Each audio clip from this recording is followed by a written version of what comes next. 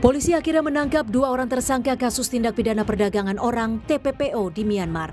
Keduanya ditangkap di sebuah apartemen di wilayah Bekasi Selasa malam. Kedua tersangka diketahui bernama Anita dan Andri. Setelah menangkap 2 pelaku, polisi melakukan pengembangan dengan menggeledah rumah milik tersangka Andri di kawasan Medan Satria, Kota Bekasi.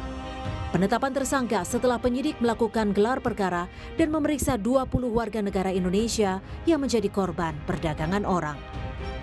Direktorat Tindak Pidana Umum Barreskrim Polri hingga kini masih mengembangkan penyidikan dengan memeriksa 2 apartemen yang dijadikan lokasi penampungan WNI, termasuk perusahaan yang diduga terlibat pengiriman WNI ke Myanmar. Menetapkan 2 orang tersangka, yaitu Saudara Anita dan Saudara Andri. Dan alhamdulillah berkat kerja keras rekan-rekan di lapangan tadi malam, kedua tersangka sudah berhasil kita amankan dan saat ini sedang proses pengembangan.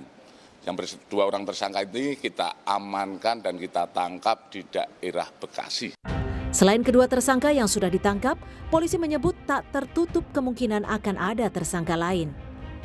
Kasus tindak pidana perdagangan orang pertama kali mencuat setelah video korban yang meminta pertolongan ke pemerintah Indonesia beredar di media sosial. Kedua WNI sebelumnya dijanjikan pekerjaan sebagai operator marketing, tapi nyatanya justru dipekerjakan sebagai scammer atau pelaku kejahatan penipuan online. Korban kemudian disekap dan dianiaya di wilayah Myawaddy, yang merupakan salah satu kawasan berkonflik di Myanmar. Saat ini kedua WNI berhasil diselamatkan dan telah berada di Bangkok sambil menunggu untuk dipulangkan ke Indonesia. Tim Liputan Kompas TV.